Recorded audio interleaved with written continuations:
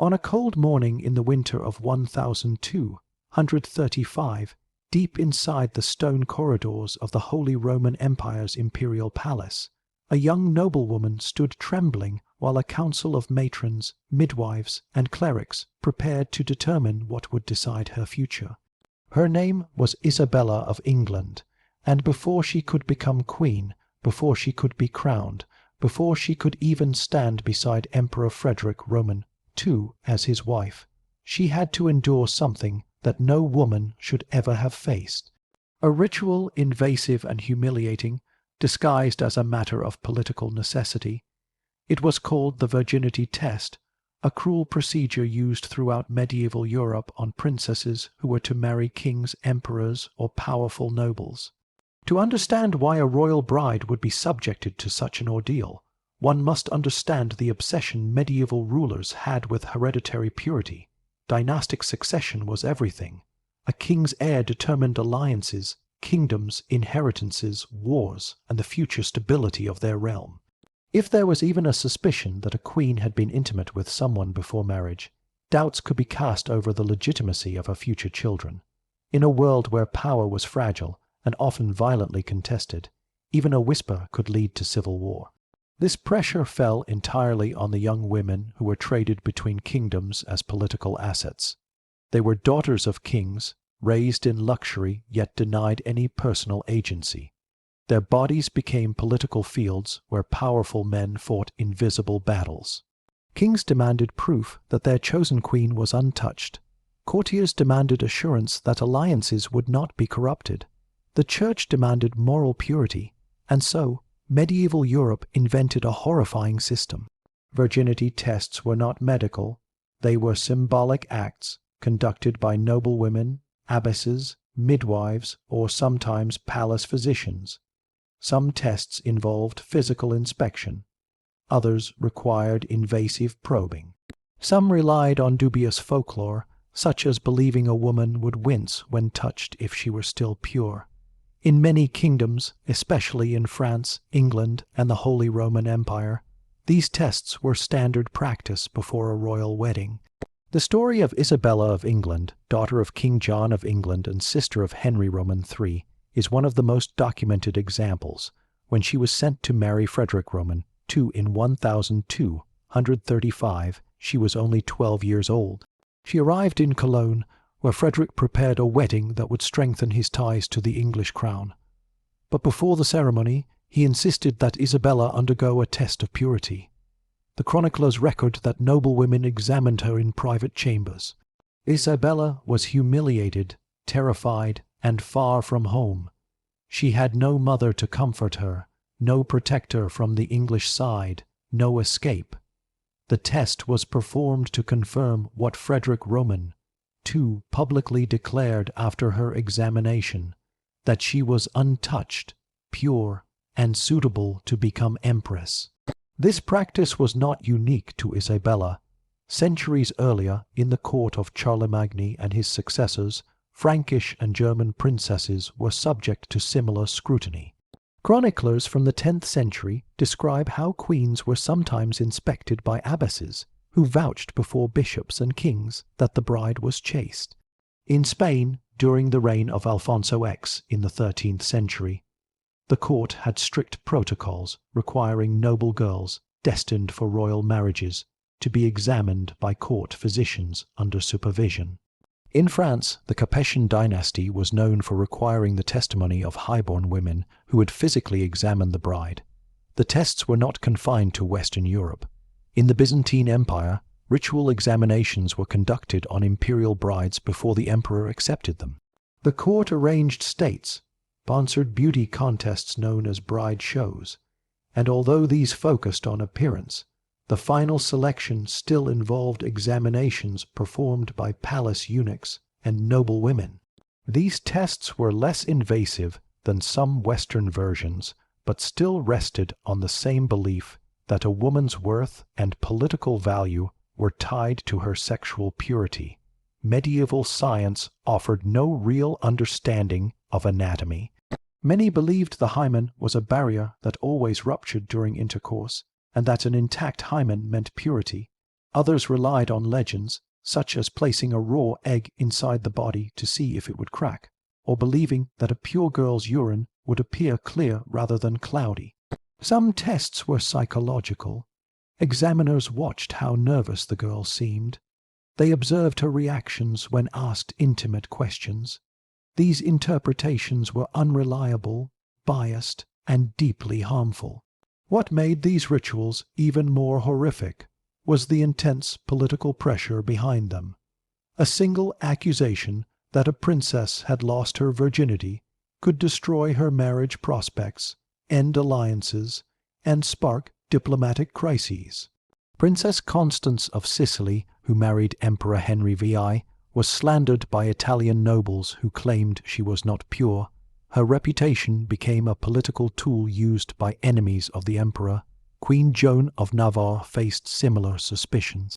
Even Isabella of France, the wife of Edward Roman, II of England, suffered rumors that clergy questioned her chastity to weaken her political influence.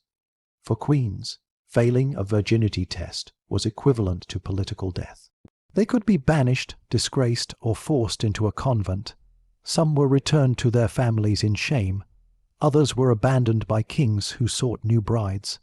A woman's political value was linked entirely to her perceived purity. Men, meanwhile, were never tested, never questioned, never shamed. Behind these tests was a structure of power controlled by men yet enforced by women. Older noblewomen, abbesses, and midwives were responsible for performing the examinations. Some believed in the rituals. Others despised them but had no power to refuse.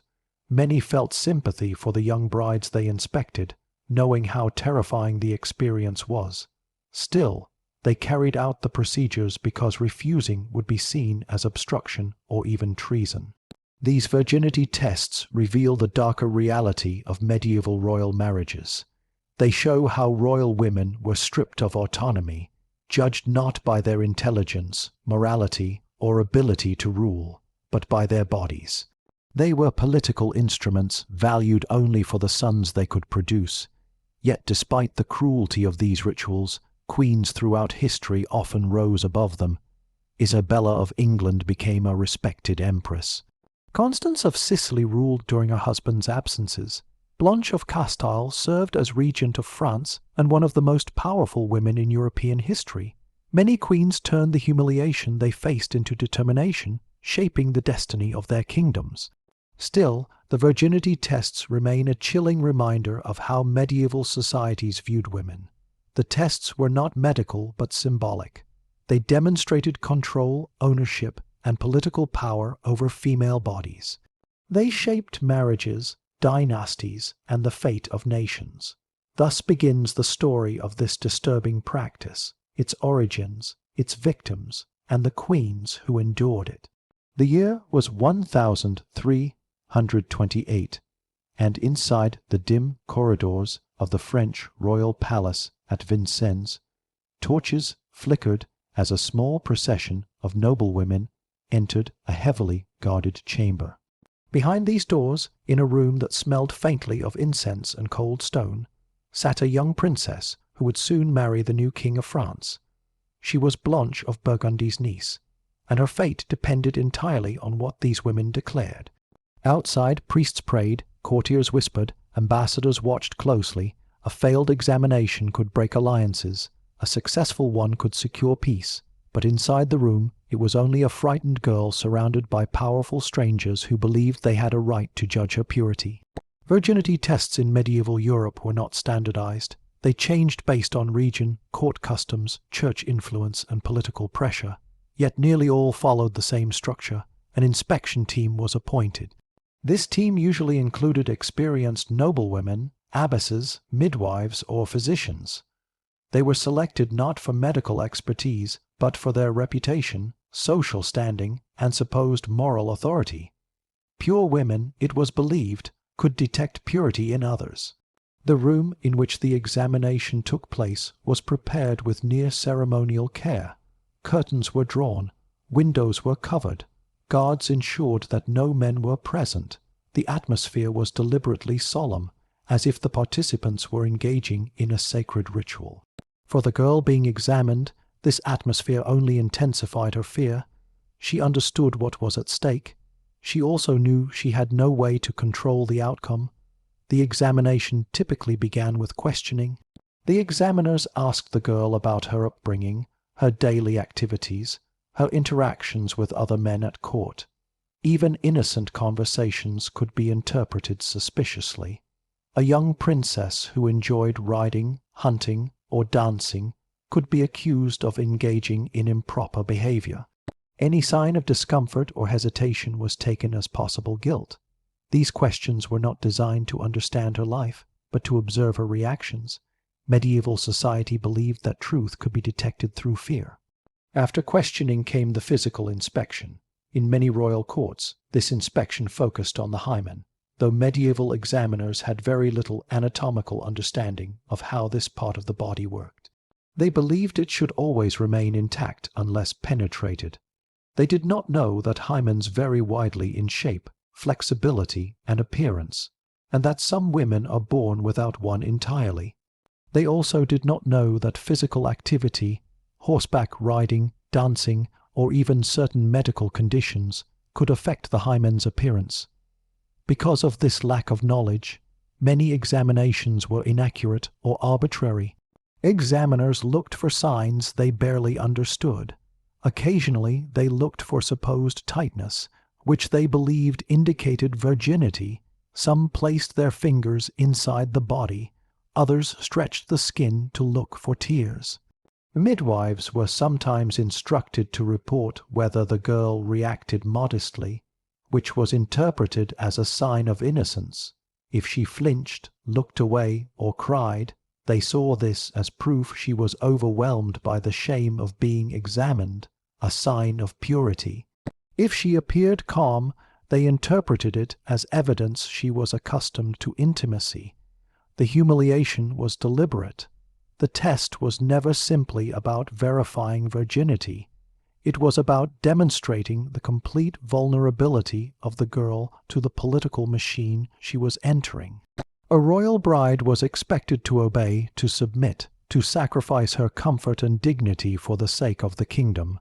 The test was her initiation. In some courts, especially in parts of Germany and Italy, virginity examinations were more ritualistic. Examiners placed symbolic objects near the bride, such as crosses, candles, or holy relics. They believed these objects would reveal divine truth. If the girl trembled near the cross, they claimed it indicated guilt. If she remained still, they proclaimed she was pure. These practices blurred the line between superstition and politics. One of the most tragic cases recorded by medieval chroniclers is that of the Polish Princess Jadwiga of Kalisz. In the early 14th century, as she prepared to marry Duke Henry of Silesia, rumors spread that she had been seen alone with a young knight. Her political enemies seized the chance to weaken her marriage alliance. They demanded she undergo a virginity test. Jadwiga protested, but her objections were dismissed. Her mother was not allowed to accompany her. In a stark stone chamber lit by a single oil lamp, midwives examined her. Despite declaring her pure, the rumors persisted. Her marriage suffered. Her reputation never fully recovered. Some virginity tests had violent consequences. In Castile, during the reign of Alfonso Roman XI, a young noblewoman was examined before her marriage to a high official. The examiners incorrectly concluded she was not a virgin. Enraged, her husband to be rejected her publicly, she was forced into a convent where she died 2 years later. Chroniclers suggest she may have taken her own life. Yet perhaps the most politically devastating case was that of Margaret of Scotland, who married King Eric Roman II of Norway in 1081. Although her examination reportedly declared her pure, rival factions at the Norwegian court accused her of prior relations with a Scottish noble. These accusations did not destroy her immediately, but they returned years later when her daughter, Margaret the Maid of Norway, became heir to the Scottish throne. English and Scottish nobles resurrected the old rumors to question Margaret's legitimacy. The virginity test that was supposed to protect Margaret's reputation had not saved her from political attacks. In medieval France, virginity tests were sometimes conducted before the wedding night, and again afterward if political factions doubted the bride's purity. Chroniclers describe cases where sheets were displayed to the court to provide proof of consummation. If the sheets lacked blood, the bride could be accused of deception. These beliefs were based on myth rather than biological fact, yet they influenced royal marriages across Europe. The tests were doubly cruel because they judged women for something they could not control. Many pure brides failed examinations. Many who were not pure passed them. The results depended more on the political climate, the biases of examiners, and the ambitions of powerful families than on any physical evidence. These examinations were not always conducted by hostile examiners. Some midwives tried to protect frightened girls. They reported what they knew the court wanted to hear, aware that telling the truth could end a young bride's life. Such midwives played a delicate balancing act. They tried to spare the girl while avoiding punishment themselves. In the Byzantine Empire, the examinations conducted during bride shows were less invasive but equally humiliating. Eunuchs and noblewomen examined the girl's body for signs of what they called purity and health. They inspected her skin, hair, posture, and demeanor. They questioned her about her habits. Although they did not search specifically for the hymen, the purpose was the same, to confirm she was untouched and suitable for the emperor. These tests shaped marriage alliances, influenced wars, and altered the destinies of kingdoms. A failed examination could prevent a union between two powerful realms. It could shift alliances, provoke rebellions, or even change succession lines. Men in medieval Europe built their political ambitions on the bodies of young women who had no say in the matter. The virginity tests reveal a world where queens were not just rulers or symbols of dynastic power, but objects scrutinized, judged, and controlled. They highlight the imbalance of power. Kings were allowed mistresses, scandals, and illegitimate children. Queens were not allowed even rumors. For medieval queens, the chamber of examination was the true threshold of power. If they emerged declared pure, they stepped into a future where they would influence courts and dynasties. If they failed, their lives could be destroyed before their reign even began. And yet, despite enduring humiliation, many queens emerged stronger. Some used their positions to advocate for justice, patronize learning, and guide kings. But the memories of their examinations remained, unspoken scars of a system that valued their purity more than their humanity. In the spring of 1396, the halls of the French court buzzed with gossip as a young noblewoman from Bavaria arrived to marry King Charles VI. Her name was Isabeau of Bavaria, a girl barely 14, brought to France to strengthen a fragile alliance. Paris watched her closely. She was foreign, unfamiliar, and alone. Before she could even meet her future husband, she was escorted to a private chamber where a group of court women waited. Though chronicle writers often avoided describing the details, records confirm she underwent a virginity examination. Her humiliation was not unique. It was a common expectation for centuries, and queens across Europe experienced the same ordeal. Some endured it quietly. Others fell victim to political enemies who used it against them. Their stories reveal the depth of cruelty hidden behind the polished image of royal marriages. One of the most tragic cases is that of Joan of Kent, a 14th-century English noblewoman whose personal life became a weapon in the hands of her political opponents. Joan was considered one of the most beautiful women of her age, known for her charm and striking appearance. When she married the Black Prince, heir to the English throne, her past relationships became the center of intense political scrutiny. Enemies whispered that she had not been pure when she first married. These whispers grew into accusations. Though not subjected to a physical virginity test, she was attacked in a similar way. Church authorities investigated her marital history, examining her past relationships with the same ruthless scrutiny used in physical tests. Her purity became a public debate, one that threatened her marriage and her children's legitimacy. The pressure was so severe that Joan wrote letters pleading for mercy, describing the pain of being judged for circumstances she could not control. In the Spanish kingdoms, purity tests were sometimes enforced even more strictly. The case of Maria of Aragon, daughter of King Ferdinand I of Aragon, demonstrates how these examinations could be twisted by enemies. When Maria was betrothed to John Roman II of Castile in the early 15th century, factions within the Castilian court sought to undermine the marriage. They questioned her upbringing, her time in Aragonese courts, her interactions with pages and knights. Their insinuations became so loud that the court ordered an examination of her purity. Chroniclers hint that Maria endured a physical test performed by noblewomen and midwives.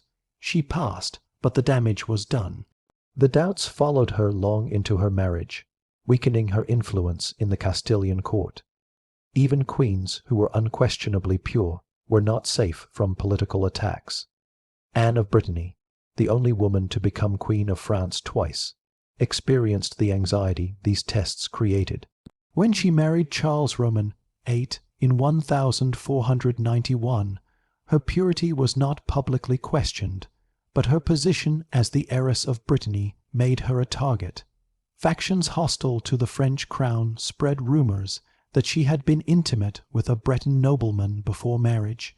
These accusations never led to an official test, but they poisoned her reputation among political rivals, forcing her to prove her loyalty repeatedly to a suspicious court.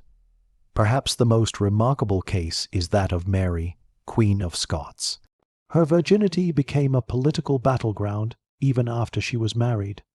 When she married Francis Roman II of France at 15, the French court celebrated her purity, often emphasizing her innocence and beauty.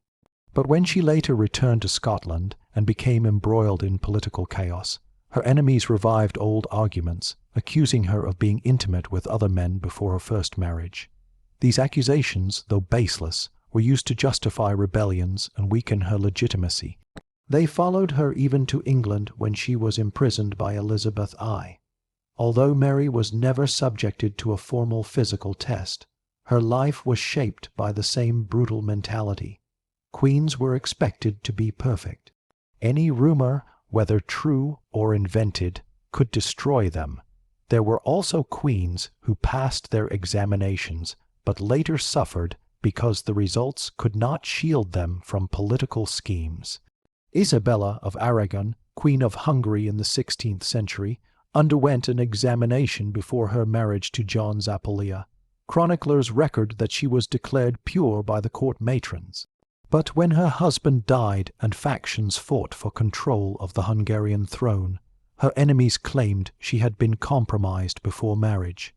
They used the accusation to argue her son was illegitimate, threatening his claim to the throne.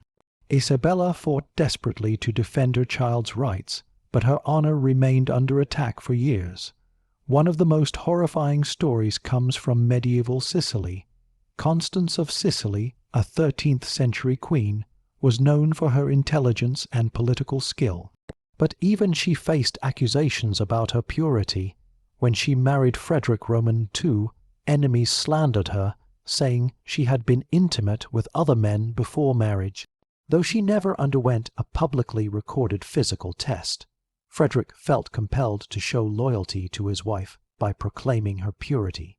Yet the rumors continued. Some of these accusations were so persistent that decades later, when Frederick's sons fought over succession, rival claimants cited the old rumors to weaken their opponents. Constance's experience shows how virginity tests and purity accusations were tools that men used long after the supposed test was over. Even more disturbing are the personal consequences for queens who failed examinations. Chroniclers describe cases where girls were dismissed from court or rejected as brides. One unnamed noblewoman from 13th century Burgundy, examined before marriage to a French noble, was declared impure by the matrons. Her family insisted she had done nothing wrong, but the damage was irreversible. Her fiancé repudiated the marriage, and she was sent to a convent. Her name, once recorded with pride in family genealogies, vanished from history after this event. Another example appears in the German states. A young Habsburg bride, examined before her marriage to a regional prince, was declared pure, but rival families immediately questioned the honesty of the examiners. They claimed her mother had bribed the matrons. The resulting scandal delayed the marriage for months, nearly leading to war between two noble houses. This case shows how even the virginity test itself was not enough to silence political enemies. The truth mattered far less than the politics behind it. Political manipulation of virginity tests reached its height in France during the Valois dynasty. Chroniclers record an incident in which a young noble bride failed her examination before marriage to a high-ranking duke. The duke publicly humiliated her, calling off the wedding. The girl's father challenged the examiners, accusing them of bias. A second examination was arranged, conducted by abbesses from two powerful Parisian convents. They declared the girl pure, but the duke refused to proceed, claiming the second examination had been corrupted by politics. This case demonstrates that virginity tests, though presented as objective procedures, were often driven by the ambitions and grudges of powerful men. They also reveal the double standard that shaped medieval Europe. Kings could take mistresses openly. Princes could father illegitimate children without consequence. But queens and princesses lived under constant surveillance. Their purity was a political asset. Once questioned, it could ruin alliances, destroy marriages, or spark civil unrest. Many queens endured the examinations with silent dignity. Others resisted. Some cried. Some prayed. Some fainted from fear or shame. Chroniclers rarely reveal the emotional toll. They focused on the political outcomes, not the human suffering. But between the lines, their stories show the anguish of girls forced to endure the scrutiny of strangers at the most vulnerable moment of their lives. Yet despite the brutality of these tests, many queens emerged from the turmoil to become powerful figures. They navigated courts filled with suspicion and manipulation. They built alliances, negotiated treaties, raised armies, and protected their children's claims. Their strength stands in stark contrast to the humiliations they were forced to endure. The horror of virginity tests reveals a medieval world obsessed with control, purity, and lineage. It exposes the fragility of royal power, the cruelty of political competition, and the vulnerability of the young women caught between kingdoms. Their stories remind us that beneath the crowns, the jewels, and the elaborate ceremonies were fragile human beings subjected to a system that valued their bodies more than their voices. By the late 15th century, Europe had entered a new era. Renaissance thinkers questioned old traditions, physicians studied the human body more accurately, and courts across Europe slowly shifted toward diplomatic marriages based on alliances rather than superstition. Yet even as the world changed, the shadow of virginity tests remained. These examinations, rooted in the fear of illegitimacy and the obsession with dynastic stability, continue to shape the destinies of monarchs, queens, and entire nations long after scholars recognized their scientific falsehood. The tests were never about medicine, they were about power. They were tools designed to protect the interests of kings and dynasties, not the dignity of the women subjected to them. They reflected a deep societal belief that a queen's worth lay not in her political intelligence, her alliances, or her leadership, but in her physical purity. The legacy of this belief influenced everything from laws to marriage treaties to succession disputes. One of the clearest examples of the political fallout caused by these practices appears in the story of the Maid of Norway, Margaret, who died in 1290. Although Margaret herself was never examined, accusations about her mother's purity were used to shape the political future of Scotland. Her mother, Margaret of England, had been declared pure at marriage, but decades later, Factions fighting for control of Scotland revived old rumours to question the legitimacy of Margaret's claim. These accusations helped justify rival claims to the throne, ultimately contributing to the instability that followed her death. This case shows how virginity examinations could haunt royal families even generations later. Centuries afterward, King Henry Roman VIII of England revived similar arguments to justify his political and personal choices. When he sought to annul his marriage to Anne of Cleves, he claimed she did not appear to him as a virgin bride should. He described her body negatively, using his alleged disappointment as political justification. Though Anne was never subjected to a formal physical test, Henry weaponized the expectation of purity to manipulate political outcomes. The mere idea of virginity tests, deeply ingrained in medieval thought, allowed kings to control marriages and alliances without evidence. These tests also shaped marriage negotiations before couples ever met. Ambassadors wrote detailed reports about a potential bride's upbringing, behavior, and reputation. Families issued written guarantees that their daughters were pure. Some kingdoms demanded sworn statements from midwives who had attended the girl's birth, certifying that she had been raised under strict supervision. These oaths, though symbolic, carried enormous weight. A single whisper that a princess had been seen talking to a page or a knight could delay a marriage treaty or end negotiations entirely. The psychological impact on royal women was profound. Many queens entered marriage terrified of being accused of impurity. They were trained from childhood to guard every interaction with men, even servants, for fear of suspicion. They were assigned female chaperones at all hours. They walked through life watched, monitored, and judged. These pressures shaped their personalities, their relationships with their husbands, and their roles in court politics. Some queens turned their traumatic experiences into strength. Blanche of Castile, mother of Saint Louis of France, endured intense scrutiny when she married into the French royal family.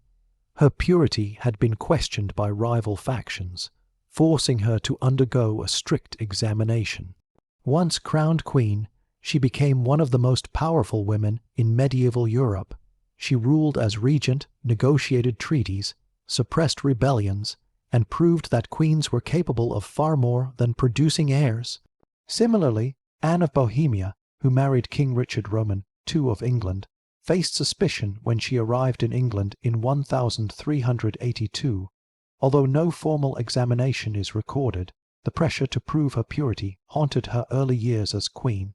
Yet she became beloved for her diplomacy, calming tensions between England and Bohemia. Her compassion and influence helped soften Richard's harsh political style. She transformed the role of queen into something more humane and civil. But for every queen who survived the ordeal, there were many who suffered in silence. Their names are scattered in medieval chronicles, often mentioned only in passing. A noble girl rejected by a duke, a princess sent back to her homeland in disgrace, a bride forced into a convent after examiners declared her impure. These women did not leave political legacies or famous children. Their stories ended in humiliation because the system was designed to protect powerful men, not the young brides whose futures were destroyed. The cruelty of virginity tests also reveals the fragile nature of medieval politics. Dynasties were built on bloodlines. Legitimacy depended on public perception. If a queen's purity could be questioned, then a child's right to inherit could be challenged.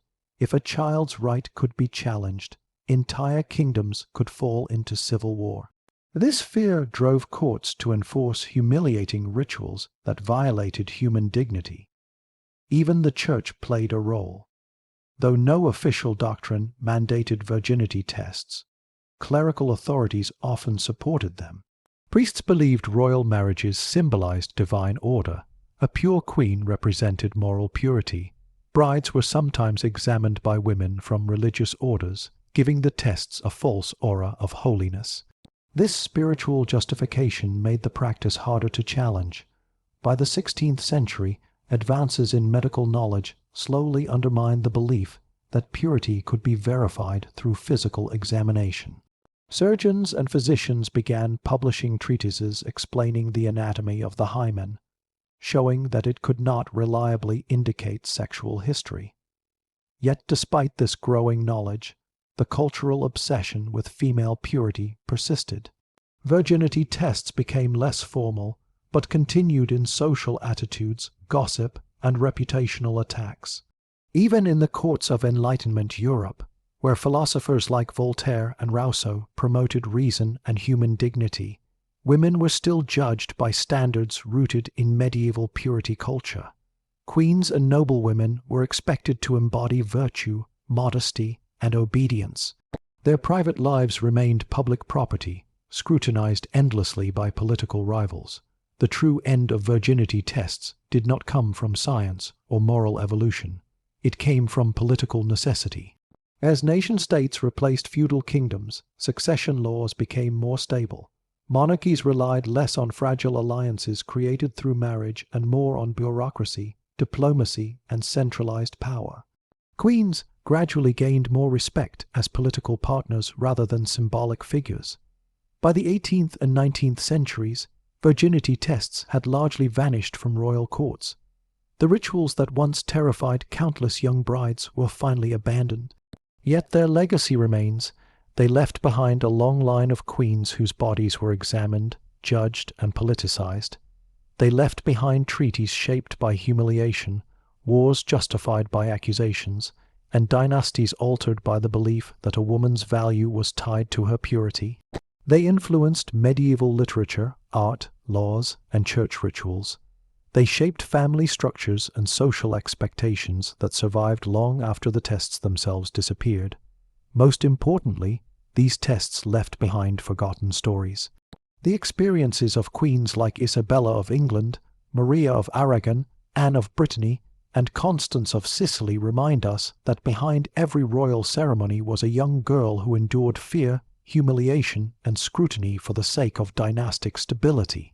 Their suffering was hidden behind palace curtains, but it shaped the course of European history. Today, historians see virginity tests not as relics of medical misunderstanding, but as instruments of control.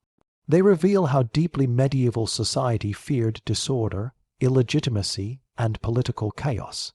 They show how men built systems that judged the most intimate parts of women's lives while exempting themselves from scrutiny. They also highlight the resilience of the queens who survived these trials. Many endured humiliation yet went on to rule alongside kings, support their nations, and influence history. Their strength stands as a testament to the human capacity to rise above cruelty.